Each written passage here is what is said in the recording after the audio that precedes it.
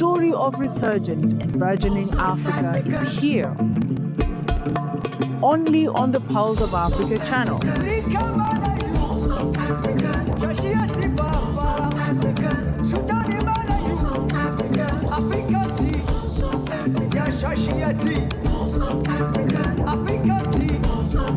Pulse of Africa, the face and voice of Africa.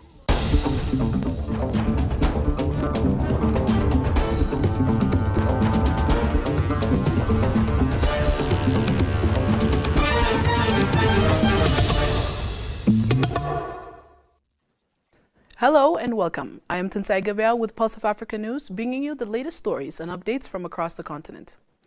Africa must strengthen continental cooperation to address low food production and secure long-term food stability, Namibia's Deputy Minister for Agriculture, Fisheries, Water and Land Reform, Ruth Masake, has said. Speaking to Pulse of Africa, Masake noted that African countries can accelerate progress by harmonizing strategies, expanding technical cooperation, and signing mutual agreements. She highlighted the need for strong investment in education and technical skills, such as plant health, animal disease management, and biosecurity to boost intra-Africa trade. Removing unnecessary import charges among African states, she added, would keep regional agriculture trade active.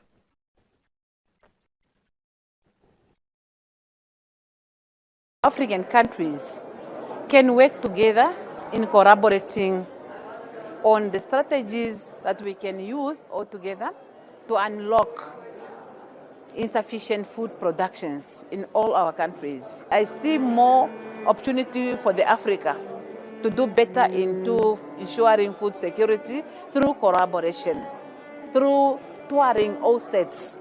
Let's identify the problem that are faced by each state within Africa, and then come together and assist that particular country for them to stand on their own.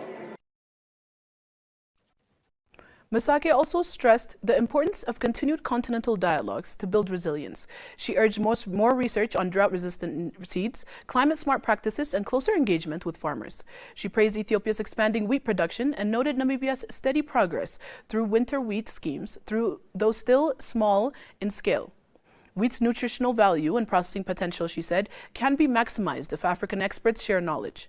Russia's representative Andrei Dalnov of the Russian Agriculture Bank emphasized mutual learning between Africa and Russia on climate impacts. He warned that climate change may strain African agriculture while opening new opportunities for Russian grain production. I think that, in fact, Russia can teach little African countries. Rather, I would like to talk about mutual understanding, mutual learning in such spheres as food security, and in particular in understanding how climate is going to influence agriculture here in Africa and there in Russia, and what can we do together to enhance our food security in this regard. Because, according to studies, African agriculture is going to be under pressure because of climate changes. It's becoming hotter, so it's less favorable for African agriculture. But in some aspects, in some regions, it's more favorable for Russia agriculture. So Russia is going to have more opportunities to produce more basic products, and Africa, unfortunately, maybe less. So it's not about for Africa to stop producing at all, but maybe producing more interesting things like fruits and vegetables, and leave commodities and grains to Russia. He said this creates room for complementary production, Africa focusing on high-value fruits and vegetables while Russia supplies bulk grains. Speaking on the international conference on ensuring food sovereignty for African countries held in Addis Ababa on November 2025, Dalnov said the event is crucial for strengthening direct trade links.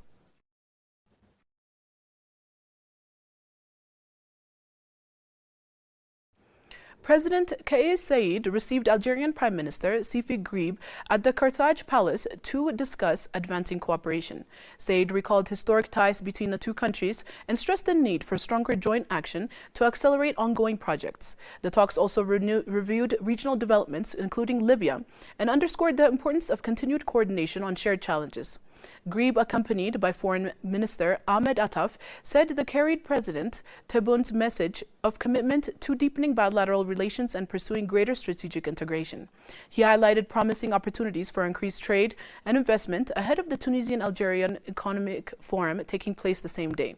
The meeting reaffirmed the two countries' aligned positions on key regional and international issues and their determination to strengthen cooperation for mutual development.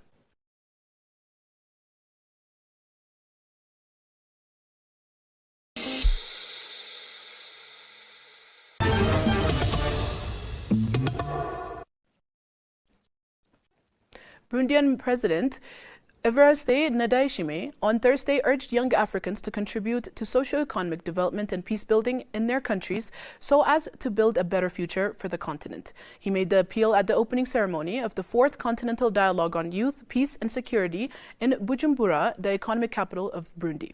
In response to the various internal conflicts plaguing some African countries, Ndayishimiye, the champion of the African Union for the promotion of the Youth, Peace and Security Agenda in Africa program, urged African youths to prioritize dialogue and seek the root causes of these conflicts.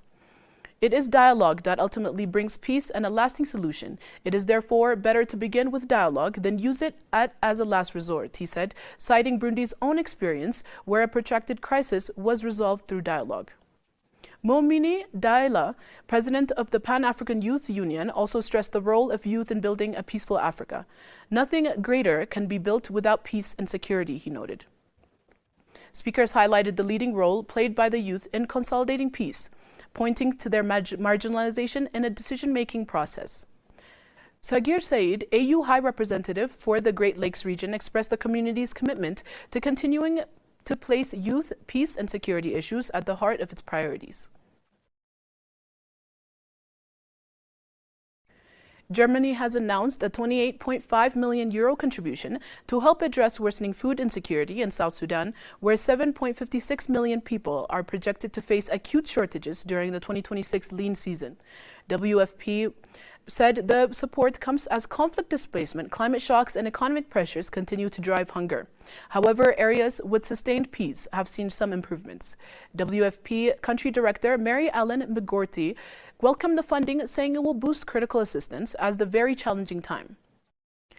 German Ambassador Gregory Bildjan reaffirmed Berlin's commitment to supporting vulnerable groups, especially women and children, and urged unhindered humanitarian access. The funds will also support nutrition programs targeting 2.1 million children and over 1 million pregnant and breastfeeding women, as well as resilience initiatives such as incoming generation training and village saving groups. Germany's latest commitment brings its total support to WFP operations in South Sudan to more than $200 million since 2021.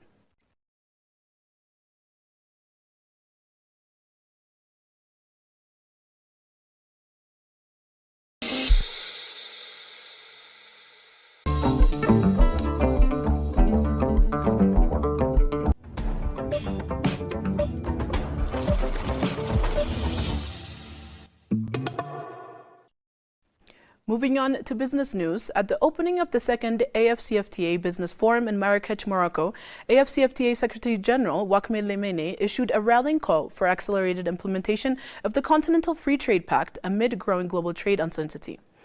Mene stressed the urgency of eliminating intra-Africa trade barriers, modernizing customs systems, and liberalizing the movement of people and services to unlock the agreement's full potential. He also pointed to the continent's $712 billion digital economy as a major opportunity that African governments and the private sector must seize. Mene urged stronger collaboration and renewed political commitments to ensure the AFCFTA delivers tangible benefits for African businesses, saying the agreement can only succeed through collective action and faster execution.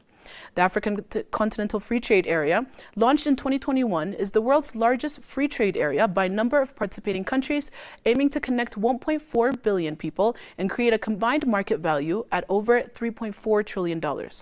Although significant progress has been made, including the guided trade initiative and tariff reduction commitments, implementation has been slower than anticipated.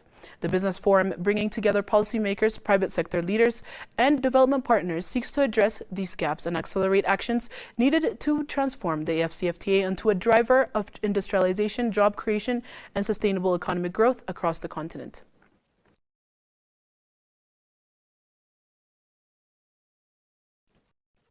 A group led by Corporacion America Airports won a tender to operate a newly built $3 billion international airport in Angolan capital Luanda, the southern African nation's government said. The Luxembourg-based operator, which manages 53 airports across 6 countries, will run the new hub alongside Portuguese builder Mota Engil SGPS SA. Its partner in the consortium, Angola's transport ministry, said Thursday. Corporacion America shares climbed 0.4% and Mota Engil's advanced as much as 4.2%, the most in a month. The concession can be renewed for another 15 years, the transport ministry said. The group outbid a consortium that included Chinese airport operator Johan Airport Group, which has been shortlisted last year. The operator will handle as many as 15 million passengers a year, according to Angolan Transport Minister Ricardo Vegas de Abreu. The Antonio Augusto Neto International Airport, which is located on the outskirts of Luanda, is currently managed by the state.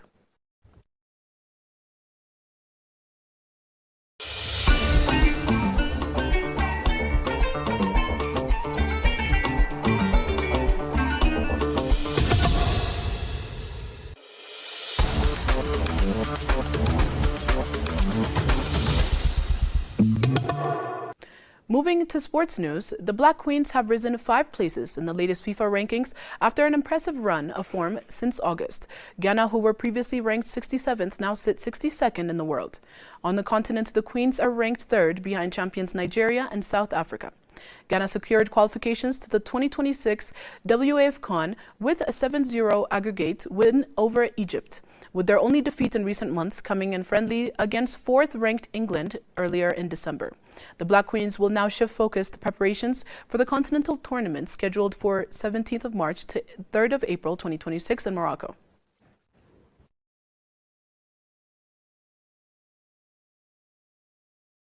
Thanks for joining us on Pulse of Africa News. Keep following us for more stories that matter across the continent. Goodbye.